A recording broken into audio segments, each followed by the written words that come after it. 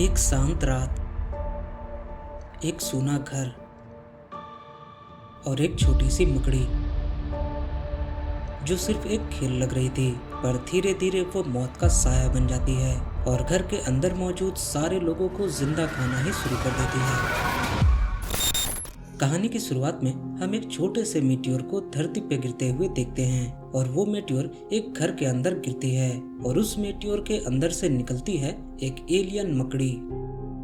अगले सीन में हम एक बच्ची को देखते हैं जिसका नाम शार्लेट था और वो खेल खेल में एयर डक्ट के अंदर गुजरते हुए अपने नानी के फ्लैट में पहुंचती है और उसे वहां अनजाने में ही वो एलियन मकड़ी मिलती है। शार्लेट फौरन ही अपने रूम में वापस आती है और उस मकड़ी को एक जार में बंद कर देती है और इसी बीच शार्लेट के फादर ईथन वहां आते हैं और उसे अपनी नानी के फ्लैट में जाने से मना करते हैं क्योंकि उसकी नानी थोड़ी गुस्से वाली थी।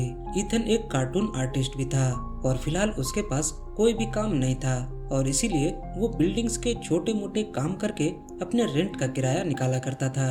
अगले सीन में शार्लेट की मम्मी थोड़ी देर के लिए अपने छोटे बेटे लियम को शार्लेट को संभालने के लिए कहकर बाहर चली जाती है, पर शार्लेट का पूरा ध्यान उस मकड़ी पे था।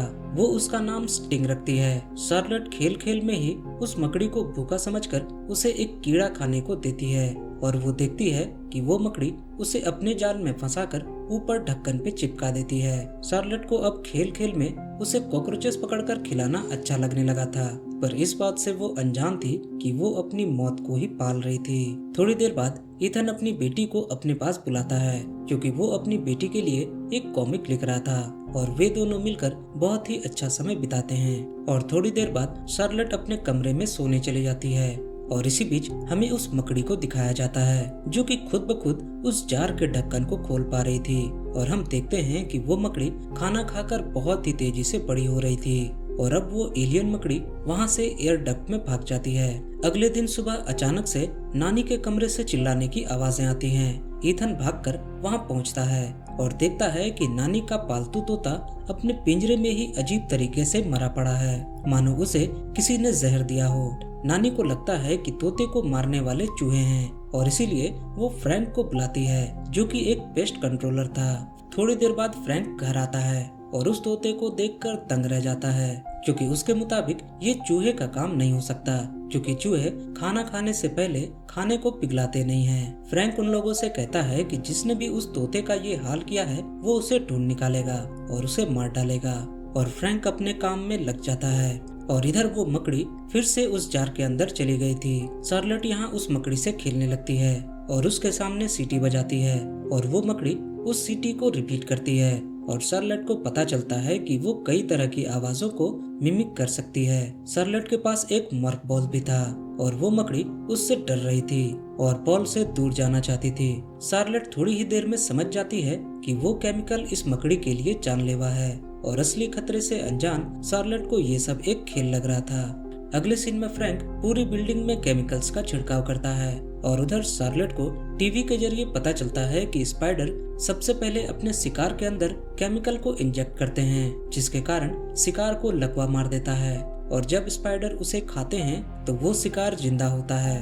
फ्रैंक अब शार्लेट के कमरे में भी केमिकल्स का छिड़काव करने के लिए पहुंचता है, पर शार्लेट उसे ऐसा करने से मना कर देती है क्योंकि उसे पता था कि वो केमिकल्स मकड़ी के लिए खतरनाक है। पर फ्रैंक उसे कहता है कि तुम्हें मकड़ी नहीं पालनी चाहिए, बल्कि इससे अच्छा होता कि तुम किसी और जानवर पाल लेती। अगली रात वो मकड़ी फिर से जार से बाहर निकल चुकी थी अपने अगले शिकार की तरफ और इस बार उसकी नजर बिल्डिंग में रह रहे एक लेडी पर थी। वो मकड़ी मौका देखते ही उस लेडी को काट खाती है। मकड़ी के काटते ही जहर उसके शरीर में फैलने लगता है और वो धीरे धीरे खून की उल्टियां करने लगती है और अंत में उस लेडी को लकवा मार जाता है और अब वो मकड़ी उस लेडी के मुंह में घुस जाती है और उसे अंदर से ही खाना शुरू कर देती है। अगली सुबह शार्लेट एरिक के घर जाती है जो कि उसी बिल्डिंग के दूसरे फ्लैट में रहता था। शार्लेट एरिक से एक फिश टैंक की डिमांड करती है क्योंकि अब वो जार उस मकड़ी के लिए छोटा होने लगा था। एरिक उस मकड़ी के बारे में जानकर दंग रह जाता है क्योंकि शार्लेट के मुताबिक वो मकड़ी बस कुछ ही दिनों में बहुत ही बड़ी हो गई है। एरिक शार्लेट से उस मकड़ी को अपने पास छोड़ने के लिए कहकर उसे अपने घर भेज देता है इस वादे के साथ कि एरिक उस मकड़ी को फिश टैंक में रखकर उसे वापस दे देगा। उधर दूसरी तरफ उस लेडी का कुत्ता शोर मचाने लगता है और ईथन उसकी आवाज सुनकर उस लेडी के घर तक पहुंचता है और उस लेडी की लाश देखकर वो दंग रह जाता है क्योंकि उसकी लाश अंदर से सड़ चुकी थी। थोड़ी देर बाद वहाँ पुलिस आती है और इसी बीच ईथन को एरिक का कॉल आता है और एरिक उसे अपने कमरे में बुलाता है। एरिक उसे आगे बताता है कि तुम्हारी बेटी शार्लेट के पास एक मकड़ी है जो कि बहुत ही खतरनाक प्रजाति की लगती है और हमें उसे हेल्थ एंड सेफ्टी डिपार्टमेंट को देना होगा। ईथन ये सुनकर चौंक जाता है क्योंकि उसे लगता नहीं था कि उसकी बेटी शार्लेट उससे कुछ छुपा सकती है। ईथन घर आकर शार्लेट को कहता है कि तुम मुझे कब बताने वाली थी कि तुमने घर में एक जहरीली मकड़ी पाल रखी है। शार्लेट ये सुनकर बहुत ही रोने लगती है क्योंकि वो अभी भी उस जहरीली मकड़ी को अपना पालतू जानवर समझ रही थी। उधर दूसरी तरफ एरिक उस मकड़ी को एक बड़ी सी फिश टैंक में डालता है और उसे बहुत सारे कीड़े खाने को देता है, इस बात से अनजान कि वो मकड़ी खाना खाते ही बहुत ही जल्दी बड़ी हो जाती है। और अब एरिक उस मकड़ी को काफी खाना खिला चुका था और वो मकड़ी अब फिश टैंक जितनी बड़ी हो चुकी थी और वो उस टैंक को तोड़कर बाहर निकल जाती है। उधर बिल्डिंग में नानी को अपने पालतू बिल्ली की आवाज सुनाई देती है और नानी उसकी आवाज सुनकर उसकी तरफ जाती है। नानी को पता चलता है कि वो आवाज एयर डक्ट के अंदर से आ रही थी और वो अंदर जाने लगती है, पर तभी उधर दूसरी तरफ ईथन जॉब ना मिलने के कारण बहुत ही परेशान था और गुस्से में आकर वो टीवी को तोड़ देता है। शार्लेट अपने भाई लियम को लेकर दूसरे कमरे में चली जाती है और ईथन की बीवी उसे डांटने लगती है, पर तभी हम उस बड़े से एलियन मकड़ी को देखते हैं जो अब काफी बड़ी हो चुकी थी और वो सीधा शार्लेट के कमरे से निकलकर ईथन पर हमला कर देती है और अब उसका जहर काफी स्ट्रांग हो चुका था क्योंकि ईथन और उसकी पत्नी मकड़ी के काटे जाने के फौरन बाद सुन पड़ जाते हैं और अब वो मकड़ी उन्हें उठाकर वहां से ले जाती है। थोड़ी देर बाद वहां मौजूद कुत्ता लगातार भौंकने लगता है। शार्लेट ये सुनकर थोड़ी घबरा जाती है और वो मॉम और डैड को घर में ना पाकर बहुत ही डर जाती है। शार्लेट को उस कमरे में एयर डक्ट खुला मिलता है और वो उसके अंदर से आ रही आवाजों को सुनकर बहुत ही डर जाती है और उधर वो मकड़ी उन लोगों को डक्ट के ऊपर अपने जाल से लटका कर छोड़ देती है ताकि बाद में उन्हें जिंदा खा सके। शार्लेट घबराकर पुलिस को कॉल लगाती है पर नेटवर्क नहीं था। वो खिड़की को खोलने की कोशिश करती है पर खोल नहीं पाती और तभी शार्लेट को वो मकड़ी उस एयर डक्ट से बाहर आते हुए नजर आती है, पर शार्लेट जल्दी से एक टेबल को डक्ट के सामने रखकर फिलहाल उसे रोक देती है। पर उसे क्या पता था कि वो मकड़ी अब उसके छोटे भाई लियम को उठाकर ले जा चुकी थी। शार्लेट बहुत ही रोती है पर जल्दी उसे समझ आ जाता है कि रोने से कुछ नहीं होगा और तभी उसे मॉर्फ गोलियों की याद आती है और वो फौरन ही उन गोलियों को पीसकर एक वाटर गन में भरती है ताकि उस जहरीली मकड़ी को मार सके।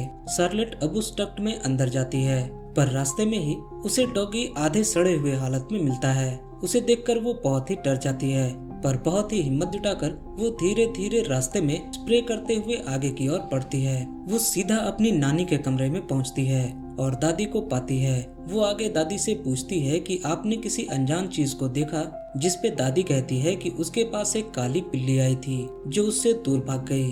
शार्लेट को महसूस होता है कि दादी ने ऊल के कपड़े पहने हुए थे जिससे मॉर्फ गोलियों की स्मेल आ रही थी और शायद इसीलिए उस मकड़ी ने दादी पे हमला नहीं किया।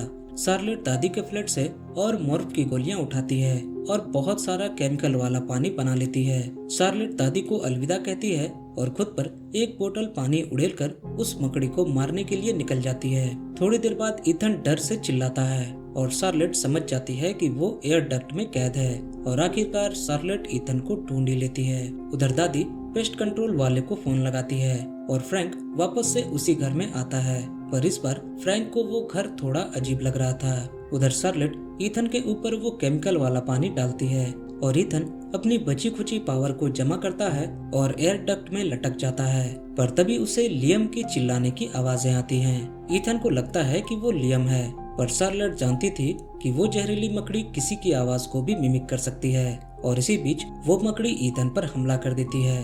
ईथन और शार्लेट सीधा बेसमेंट में जाकर गिरते हैं। ईथन तो फिलहाल ठीक था पर शार्लेट उस मकड़ी के चपेट में आ चुकी थी, पर तभी ईथन वो बोतल को उठाता है और उस मकड़ी के ऊपर छिड़क देता है और वो मकड़ी तड़पते हुए फिलहाल वहाँ से चली जाती है।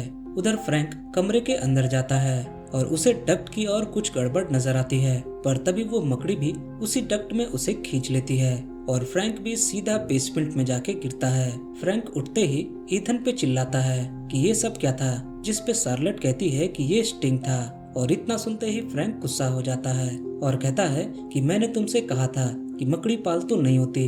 फ्रैंक बेसमेंट से बाहर निकलने की कोशिश करने लगता है, पर देखता है कि बेसमेंट लॉक्ड है और इससे पहले कि वो कुछ आगे करता वहाँ वो मकड़ी फिर से आ जाती है। पर इस बार फ्रैंक के पास नेल गन थी और फ्रैंक धड़ाधड़ फायरिंग करने लगता है और इससे वो मकड़ी घायल हो जाती है क्योंकि उसके शरीर से उसका नीला खून बह रहा था।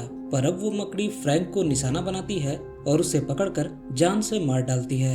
ईथन तुरंत ही शार्लेट को गार्बेज कॉम्पैक्टर के अंदर जाने को कहता है क्योंकि उसके पास एक प्लान था। और अंदर जाते ही शार्लेट को लियम और मॉम भी मिल जाते हैं जो कि जाल में बंधे हुए थे।